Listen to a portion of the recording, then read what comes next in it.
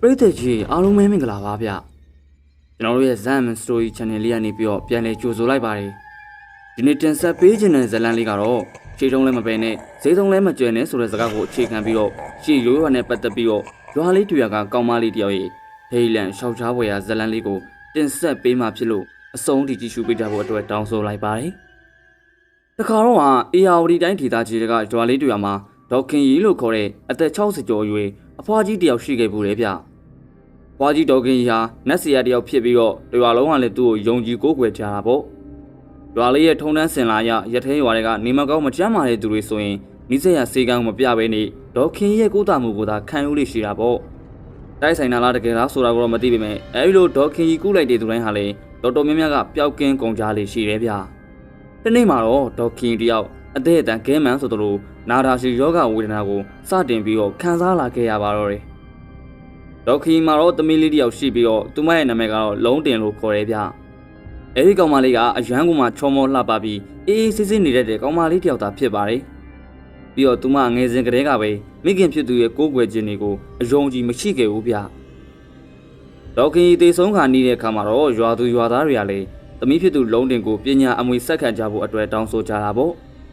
ဒါပေမဲ့ရွာသူရွာသားတွေရဲ့တောင်းဆိုချက်ကိုသူမကလုံးဝလက်မခံခဲ့ပါဘူးအဲဒီနောက်မှာတော့အဲ့ရထဲမှာလဲကျနေတဲ့မိခင်ဖြစ်သူကသူ့ရဲ့ပညာအမွေတွေကိုဆက်ခံဖို့အတွက်သမီးဖြစ်သူကိုတောင်းဆိုလိုက်ပါတော့တယ်မကြခင်မှာဆုံးပါတော့မေမိခင်ဖြစ်သူရဲ့နောက်ဆုံးစံတာဆိုတော့လေလုံးတင်တယောက်အယုံအကြည်မရှိပေမဲ့လေလက်ခံလိုက်ရတော့တာပေါ့အဲဒီလိုမိခင်ဖြစ်သူထမ်းနေပြီးတော့ပညာအမွေတွေဆက်ခံလိုက်ပြီးတော့တိတ်မကြခင်မှာပဲဒေါခင်တယောက်66ပါသောယောဂနဲ့အတူတေဆုံးလို့တွားခဲ့တယ်ဗျအဲဒီတော့မှတော့သမီးဖြစ်သူလုံးတင်လေမိခင်ဖြစ်သူရဲ့ပညာအမွေတွေကိုရယူလိုက်ပြီးတော့နတ်ဆီယာမတယောက်ဖြစ်လာခဲ့တော့တာပေါ့ဒီနေ့မှာတော့လုံးတင်ဟာသူ့ရဲ့အိမ်နောက်ဖေးမှာရှိတဲ့ထမိန်ကျိုးတန်းတစ်ခုနားမှာအဝက်စားလန်းနေခဲ့တယ်ဗျအဲဒီချိန်မှာပဲရွာထဲကဦးတာအောင်ဟာလုံးတင်ရဲ့စီကိုရောက်လာပြီးတော့အခုလိုပြောလိုက်ပါတော့တယ်ဟေ့လုံးတင်နေဘာတွေလုပ်နေရလဲနတ်ဆီယာတယောက်ဆိုတာအဲ့လိုမျိုးထမိန်တွေရဲ့အောက်ကိုမဝင်ရဘူးလေကွယ်ဒါအထက်ပုဂ္ဂိုလ်တွေကိုစော်ကားလိုက်တာပဲကွယ်ဟုတ်ကဲ့ပါဦးလေးကျမတတိထားပါမယ်မနေ့ကတနေ့ကိုမိုးရွာထားတာဆိုတော့ဒီနေ့နေတာတာနဲ့ကျမလေးအဝတ်စားလေးတွေကောက်လှမ်းနေလိုက်တာဒါနဲ့ဦးတာအောင်ကဘယ်သွားမလို့လဲအေးဘယ်မှမဟုတ်ဘူးဟဲ့မင်းစီကိုပဲလာခဲ့တာရွာတော်မန်းကကိုအေးလူလေအဖျားကြီးနေလို့တဲ့အဲ့ဒါနင့်ကိုအခေါ်ခိုင်းနိုင်လို့ရွာမှာကနတ်စီယာဆိုလို့နင်းတယောက်ပဲရှိတော့တယ်လေလှုပ်စီယာလှုပ်ပြီးတော့ကိုအေးလူအိမ်ကိုတွားလိုက်အောင်နော်ကလေးမဟုတ်ကဲ့ပါဦးလေးကျမသွားလိုက်ပါမယ်အဲဒီလိုပြောဆိုပြီးရဲ့နောက်မှာတော့ဦးတာအောင်လေးသူ့ရဲ့အိမ်ကိုပြန်သွားခဲ့ပါတော့တယ်ဒီလိုနဲ့ခဏကြာမှာတော့လုံးတင်လေးကိုအေးလူရဲ့အိမ်ကိုပြန်သွားခဲ့တယ်ဗျဦးအေးလူရဲ့အိမ်ကိုရောက်တဲ့အခါမှာတော့ဦးအေးလူဟာနေမကောင်းမကျမ်းမာဖြစ်နေတာကြောင့်အဲ့ရတဲ့ကကရင်ပေါ်မှာပလက်အနေထားနဲ့ရှိလို့နေခဲ့ပါတော့တယ်တေမကြခင်မှာပဲဦးအေးလူရဲ့ယောဂဝေဒနာကိုရိုးရနှက်ကုန်းနဲ့စတင်လိုက်ကြတာပေါ့အဲဒီချိန်မှာတော့လုံးတင်ရဲ့စိတ်ထဲမှာသူ့ရဲ့နာမှာရှိနေတဲ့ဝက်ကောင်းကြီးကိုသာမြင်လို့နေခဲ့တာပါသူကအဲ့ဒီဟာကြီးကိုမြင်ပြီးတော့စားကျင်စိတ်တွေကလည်းတဖွာဖွာဖြစ်လို့နေခဲ့တာပေါ့ဒီလိုနဲ့အချိန်ကြီးအတော်ကြာလာတဲ့အခါမှာတော့လုံးတင်နဲ့ပတ်သက်ပြီးတော့ရွာထဲမှာတီတိုနဲ့ပြောလာခဲ့ကြပါတော့တယ်ဟုတ်တယ်ကွာဒီကောင်မလေးကအရင်လိုမဟုတ်တော့ဘူး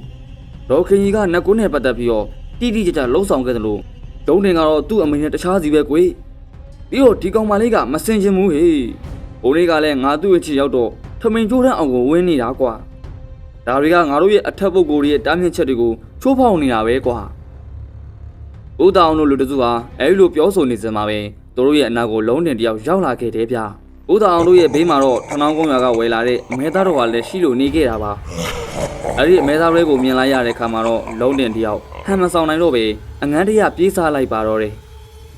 ဘုံမြင်ကွင်းကိုမြင်လိုက်ရတဲ့ဦးတောင်တို့လူတစုဟာလည်းလုံးတင်ကိုကြည့်ပြီးတော့ပါဇက်အောင်သာဖြစ်ကုန်ကြတယ်ဗျ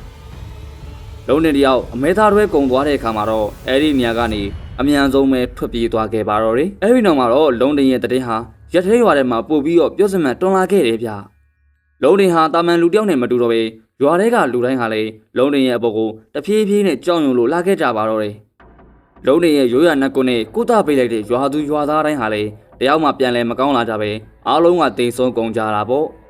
့ဒီလိုနဲ့ညတညမှာတော့ဦးတာခင်ဟာရာခင်းထဲကိုသွားရင်းနဲ့အိမ်ပြန်နောက်ကျလို့နေခဲ့တယ်ဗျလူပြန်လာတဲ့အချိန်ကအတော်လေးကိုညှင်းတက်နေပြီဖြစ်ပြီးတော့တရွာလုံးဟာလည်းတိတ်ဆိတ်လို့ငြိမ်သက်နေခဲ့ပါတော့တယ်အဲဒီညဟာလခွေညဖြစ်ပြီးတော့တရွာလုံးမှာလည်း အလင်းရောင်ပဲမရှိပဲမှောင်မဲလိုနေခဲ့တာပေါ့။ဦးသားခင်တယောက်ရွာလေလမ်းလေးအတိုင်းသူ့ရဲ့အိမ်ကိုတယောက်တည်းပြန်လာခဲ့ပါတယ်။အဲဒီချိန်မှာပဲရုတ်တရက်ဆိုသလိုလေစိမ်းတွေစတင်တိုက်ခတ်လာပြီးတော့ရွာထဲကခွေးတွေဟာလည်းရောက်စရာကောင်းတဲ့အတန်ကြီးတွေနဲ့အတူစွဲငင်စွာနဲ့ပဲဥလိုက်ကြတာပေါ့။အဲဒီခါမှာတော့ဦးသားခင်လည်းသူ့ရဲ့စိတ်ထဲမှာအနှင်းငယ်ကြောက်လန့်လာပြီးတော့ပတ်ဝန်းကျင်ရဲ့ဘေဘီကိုလှည့်ပတ်ကြည့်ရှုလိုက်ပါတော့တယ်။ပတ်ဝန်းကျင်ရဲ့ဘေဘီမှာတော့လေစိမ်းတွေတိုက်ခတ်နေရကြောင်းတစ်ပင်များဟာလည်းဘယ်ရိမ်းညာရိမ်းနဲ့လှုပ်ရမ်းခါလေးလိုနေခဲ့တယ်ဗျ။အဲဒီနောက်တိတ်မကြခင်မှာပဲဦးသားခင်ရဲ့ရှေ့မှာကြက်တွေကိုအရှင်နဲ့စားတောင်းနေတဲ့လုံးတင်ကိုမြင်လိုက်ရပါတော့တယ်။လုံးတင်ဟာကြက်တွေကိုတကောင်ပြီးတကောင်ကန်ပြီးတော့ကြွတ်မြည်အောင်အားပါးတရဝါးစားလို့နေခဲ့တယ်ဗျ။အဲဒီမြင်ကွင်းကြီးကိုမြင်လိုက်ရတဲ့အခါမှာတော့ဦးသားခင်လေးနှလုံးရမတဲ့ကြောက်လန့်တုန်လှုပ်သွားခဲ့ပါတော့တယ်။အဲဒီချိန်မှာပဲလုံးတင်ဟာကြောက်စရာကောင်းတဲ့မျက်လုံးတစ်စုံနဲ့တူဦးသားခင်ရဲ့ဘက်ကိုလှည့်ကြည့်လိုက်တာပေါ့။သူကပါဇက်ကြီးကိုတောင်လောက်ဖျဲထားပြီးတော့စူးဆိုင်သောအကြီးများနဲ့တူဦးသားခင်ကိုကြည့်ရင်ကြောက်စရာကောင်းတဲ့အတန်ကြီးနဲ့ရေပြနေခဲ့တယ်ဗျ